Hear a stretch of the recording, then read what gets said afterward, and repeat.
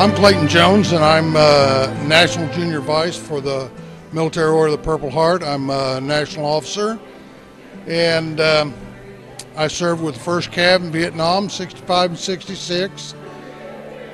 Got out, went back to school, worked for some corporations, and was going to climb the corporate ladder, and decided that I didn't want to be moved around all the time, and I went into the insurance business, and I owned an insurance agency in Nixon, Missouri until July of last year when I sold it, and I've been retired and from the working industry, and now I'm doing everything for volunteers for the Military Order of the Purple Heart. Hi, I'm John Bircher. I'm the National Director of Public Relations for the Military Order of the Purple Heart, and have been doing this for about a half a year now. My background is I was 30 years in the Army, was wounded in Vietnam by mortar and shrapnel fire in Tay Ninh, where I served with the 5th Special Forces Group. I'm delighted to be here this weekend. This is a wonderful thing that Branson is doing for all the Purple Heart veterans. And we've got people here from First World War, Second World War, Korea, Vietnam, and now Iraq and Afghanistan. And it's wonderful to see them all come together here this weekend in Branson. We can't thank Branson enough for doing this for us. Thank you very much. Ladies and gentlemen, good morning. We're here with PFC Bill Gillum from World War II. He is a survivor of the Battle of the Bulge and was given a battlefield commission to do a sergeant's job because of the horrendous death rate that day. Ladies and gentlemen, honor to meet a hero from the Battle of the Bulge, Mr. Gillum.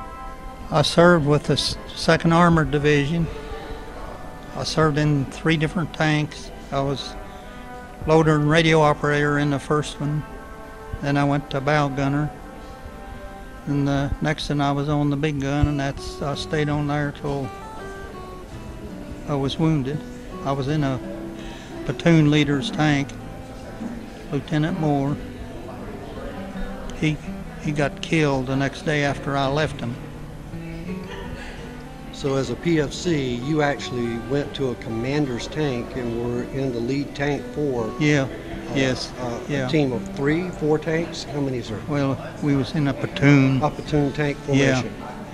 Yeah. And what happened, sir, when you were wounded? There was a bazooka shooting at us, and we thought is what hit it. It blew the turret doors off. And another boy was killed, and I was wounded, and the driver, he's another Missouri boy, he pulled me out, and he was killed 10 days later. That only left one. I never did locate him. I don't know if he made it back or not, but I'd say he didn't, or he would have got in contact with me, because we was pretty close. He was my loader. So you believe that you're probably the sole survivor of your tank? I'd say I was, yes. And when you were wounded, where did they take you for? They finally flew me back in a couple of months to the States. I didn't go back in combat anymore. And what's your life been like, and what have you done since you've returned from the war zone? Yeah, I worked for the State Highway Department in Missouri. I was foreman at the Osage Beach building, worked there 32 years. So you've served your country and served your state all your life, haven't you? Enough. No. Would you do it again, sir, if you had to keep Old Glory flying? Yes, absolutely. Yep. If you could say anything to the city of Branson and to the people of America about the Purple Hearts and our flag, what would it be, sir? I'd just give them boys a hug. Mind if we start with you? That'd be all right. Thank you very much. Especially them infantry guys. Those infantry guys. They was our eyes and ears when especially when we'd get in a town, you know, they could see around the corners. Do you know this level? We lived with them, and I just got all the respect in the world for them. They kept you 6 covered, didn't they? Yes, they did. Yes, they did. Yeah. And who's this lovely young lady beside you, sir? That's my great-granddaughter.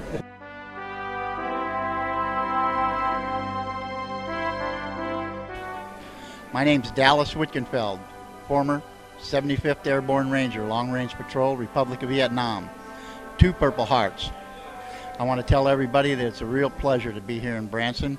I've never been here before, but it was the Military Order of the Purple Heart and the good citizens of Branson that invited me to parachute out of an airplane right here in Branson.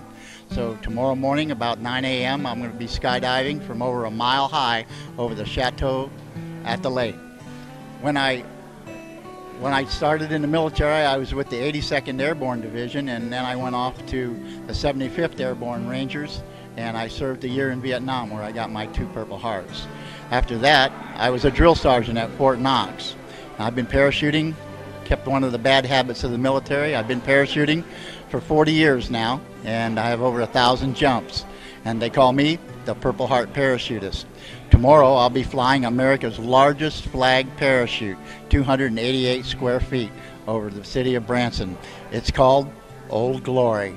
I'll also be bringing down a United States Capitol flag that was flown over our Capitol in Washington, D.C., and it was flown there on September 12th, 2001. I was there at the Pentagon when it got blown up on the 11th. This is called a combat infantry badge, and this is given to people who have been into combat infantry for over 30 days consecutive in any of the combat zones.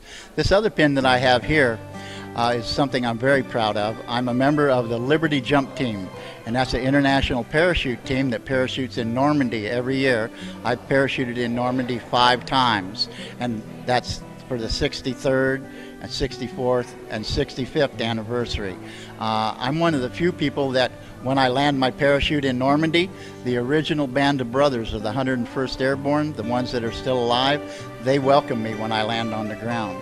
And they bring a bottle of Calvados for me also.